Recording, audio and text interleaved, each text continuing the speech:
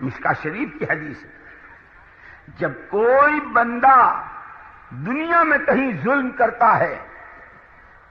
تو اس کے ظلم کا اثر گھونسلے کی چڑیا پر، جس کو ہمارے یہاں یو پی میں بیا کہتے ہیں نا، وہ چھوٹا سا ایک پرندہ، چھوٹی سی چڑیا، حدیث پاک میں آتا ہے کہ وہ جب دنیا میں کہیں ظلم ہوتا ہے تو وہ اپنے گھونسلے میں اتنی متاثر ہوتی ہے کہ ظلم سے وہ دبلی ہو جاتی ہے۔ حدیث پاک کا مضمون اختیار تھا کہ ہاتھ دیا ہے ہم نے تمہیں، اسے یتیم کے سر پر شفقت کا پھیرو یا یتیم کے تھپڑ مار کے اس کے ہاتھ کی روٹی چھین لو، اختیار ہے دونوں طرح کا۔ جس وقت اختیار کو استعمال کرے گا نہ فرشتہ ڈنڈا مارے گا، نہ فرشتہ جیب میں نوٹوں کا بنڈل ڈالے گا۔ اگر اس نے یتیم کے سر پر شفقت کا ہاتھ پھیرا، حضرت رسول پاک صلی اللہ علیہ وسلم کا ارشاد ہے کہ جب کوئی آدمی کسی یتیم بچے کے سر پر شفقت کا ہاتھ پھیرتا ہے، جتنے بالوں پر سے ہاتھ گزرتا ہے ہر بال کے برابر ایک نیکی اس کے نام اعمال میں لکھ دی جاتی ہے۔ ایک موقع پر آپ نے فرمایا انا وکافل الیتیم کہاتین، میں اور یتیم کی کفالت کرنے والا جنت میں دونوں اس طرح ساتھ ہوں گے، یا اتنا فاصلہ ہوگا یا دو کے بیچ میں جتنی دراز ہے اتنا فاصلہ ہوگا، اتنے قریب ہوں گے۔ اب اختیار ہے یتیموں کی خیر خبر، بیواؤں کی خیر خبر، بھوکے کو کھلانا، اور یا اختیار ہے یتیموں کی روٹی چھیننا، ان کی زمینوں کو قبضہ کرنا، ان سے زبردستی دستخط کروا لینا، اور بیواؤں کو ستانا، ان کے گھروں کو لوٹنا، دونوں کا اختیار ہے۔ اتنا طے ہے، پھول کی راہ پہ خوشبوئیں ہیں، کانٹوں کی راہ پہ چبھن ہے۔ اور یہ آج تک دنیا میں کہیں کوئی تجربہ نہیں بدلا ہے اس کا کہ کہیں چنے بوئے گئے ہوں اور اس پر گیہوں آئے ہوں۔ قدرت تو اللہ کو ہے، ایک ہے اللہ کی سنت اور ایک ہے اللہ کی قدرت۔ قدرت اللہ کی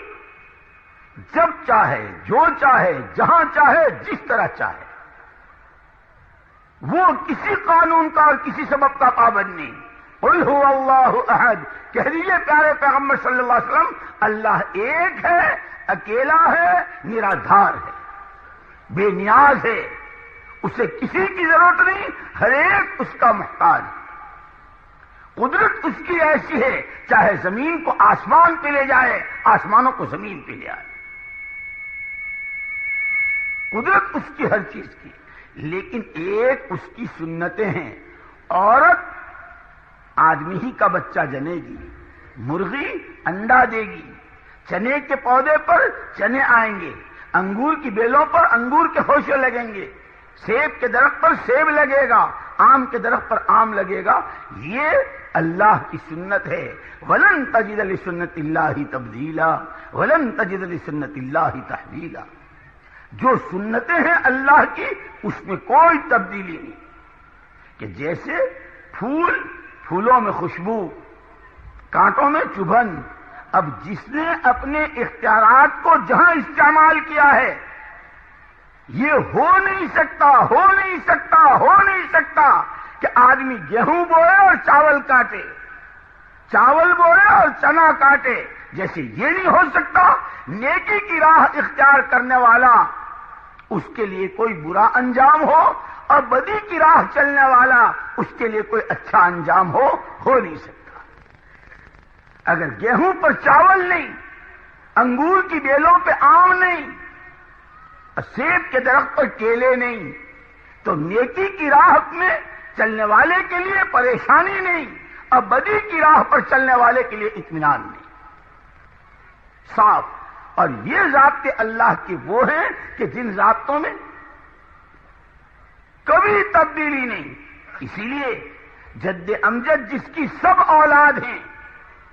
اچھے برے جتنے انسان ہیں پوری دنیا میں، سب ایک باپ کی اولاد حضرت آدم علیہ الصلوۃ والتسلیم کی، اور ایک ماں کی اولاد حضرت حوا رضی اللہ تعالیٰ عنہا کی۔ اور جد امجد کے ساتھ کے واقعے کو کر کے پوری ان کی ذریت کو اور پوری اولاد آدم کو اور پوری انسانیت و آدمیت کو اور پوری مانو ذاتی کو یہ بات ضابطہ بتا دیا کہ تم تو ہو ہی کیا اور تم بیچتے کیا ہو، تمہاری حیثیت کیا ہے۔ ہم نے تو تمہارے جد امجد کے ساتھ بھی وہ کیا، جنتوں میں تھے، باغات میں تھے، خوب کھا پی رہے تھے، ایک چیز کو منع کیا تھا، اس درخت کے قریب مت جانا۔ لیکن شیطان ایسا بھیس بدل کے آتا ہے، اس لیے حدیث پاک میں آتا ہے، حضرت رسول پاک صلی اللہ علیہ وسلم کا ارشاد ہے، انما خلق ابلیس مزینا، انما خلق ابلیس مزینا ولیس الیہ من الضلالۃ شیء۔ شیطان ہر برائی کو حسین ترین بنا کر پیش کرنے والا پیدا کیا گیا ہے۔ پرلے درجے کی بد اخلاقی، آخری درجے کی بے حیائی، آخری درجے کی برائی، اس کو نگاہوں میں اتنا حسین اور اتنا خوبصورت بنا کر پیش کرتا ہے کہ آدمی للچا جاتا ہے۔ یہ جتنی سماج میں جتنا بگاڑ ہے، معاشرے میں جتنا بگاڑ ہے، اخلاق میں جتنی گراوٹ ہے، گھروں میں جتنے جھگڑے ہیں، خاندانوں میں جتنی لڑائیاں ہیں، کاہے کی ہے؟ وہی شیطان ایک نقطہ چھوڑ دیتا، ایک شوشہ چھوڑ دیتا، اور اس کو اتنے حسین انداز سے پیش کرتا ہے کہ آدمی اکثر اس میں حضرت آدم و حوا علیہ الصلوۃ والتسلیمات جنت میں تھے،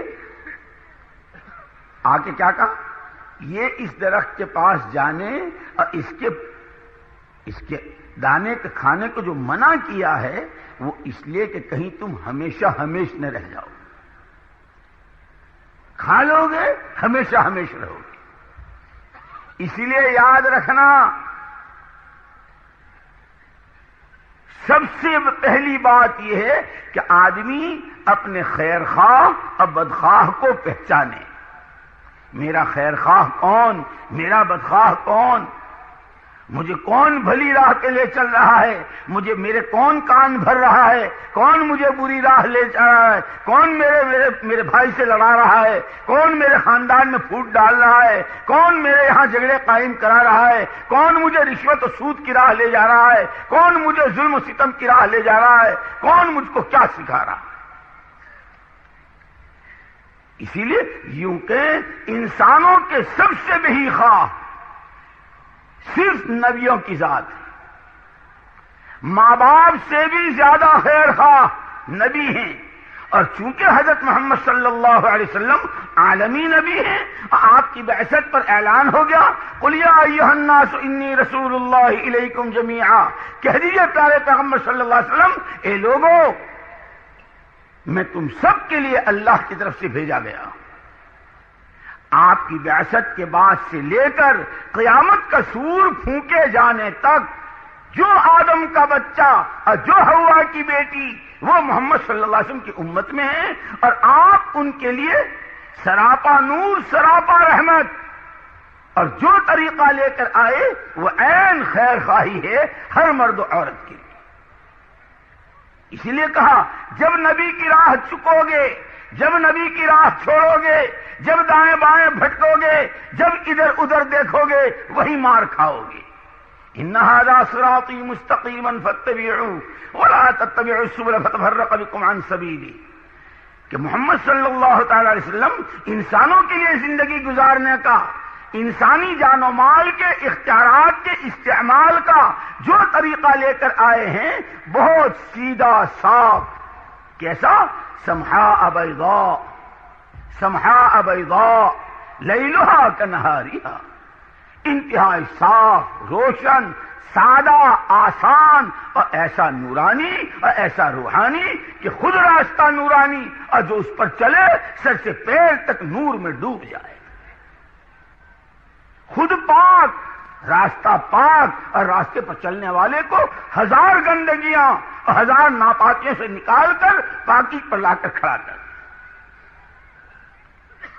بس اتنا آدمی دھوکہ جو کھاتا ہے، دھوکہ یہاں کھاتا ہے کہ یہ جتنی چمک دمک،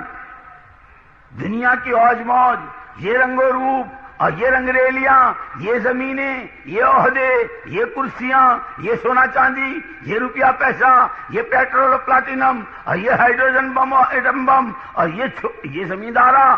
یہ جو کچھ نظر آ رہا ہے، یہ جتنا یہ آنکھوں سے دکھائی دے رہا ہے. اور حضرت محمد صلی اللہ علیہ وسلم نے جس آخرت کی خبر دی ہے، انسانوں مرنا ہے، مرنے کے بعد خدا کے سامنے جانا ہے، اپنے کیے کرائے کا جواب دینا ہے. لا تزال قدم عبد حتی یسأل عن خمس، کسی آدمی کے اور کسی عورت کے پیر سرک نہیں سکیں گے جب تک کہ 5 باتوں کا جواب نہ دے دے. زندگی کہاں بتائی، جوانی کہاں لٹائی، مال کہاں سے کمایا، خرچ کہاں کیا، اور جو کچھ جانتے تھے اس پر عمل کیا کیا. وہ جتنی آخرت بیان کی ہے ان میں کی کوئی چیز اس وقت نظر نہیں آ رہی. اسی لیے آدمی دنیا کے سامانوں کو، دنیا کی چیزوں کو، دنیا کے عہدوں کو، دنیا کی زمینوں کو، جاگیروں اور جائیدادوں کو سامنے رکھ کر جب اپنا عمل بگاڑتا ہے اور اپنے آپ کو جانوروں کی صف میں لا کے کھڑا کر دیتا ہے. ایسا جانور کہ جسے خود غرضی میں برابر کی بندھی ہوئی بکری کی بھوک، برابر کی بندھی ہوئی بھینس کی پیاس، اس کے بچے کی بیماری، اس سے کوئی پرواہ نہیں. مجھے میرا چارہ مل جائے، میرا دانہ مل جائے، میں جگالی لیتی رہوں، مرے مرے، جیے جیے، ملے ملے، نہ ملے نہ ملے. یہ تو جانوروں کی بات ہے. جب انسان صرف دنیا کی چیزوں کو سامنے رکھ کر اپنے آپ کو چلاتا ہے، گھر میں، معاشرے میں، کاروبار میں، انفراد میں، اجتماع میں، اور اس کے سامنے صرف دنیا ہی ہوتی ہے، وہ کہنے کو انسان، بولی انسانوں کی بولتا ہے، کپڑے انسانوں کے پہنتا ہے، رجسٹروں میں نام انسانوں کے لکھا جاتا ہے، دفتروں میں نام انسانوں کے لکھا جاتا ہے، یہاں تک کہ محلوں میں انسانوں کے رہتا ہے. لیکن اگر صرف خود غرضی کی بنیاد پر میری بنے چاہے کسی کی بنے نہ بنے، میری روٹی، میرا کپڑا، میرا مکان، میری بیٹی، میرا بیٹا، صرف میرا میرا جہاں ہے، اگر اس بنیاد پہ جی رہا ہے تو یہ جانوروں کی اس قسم میں ہے کہ جن کے سامنے صرف اپنا پیٹ بھرنا، اپنی جگالی لینا، اپنا دانہ چوگ لینا، اپنی چونچ مارتے رہنا.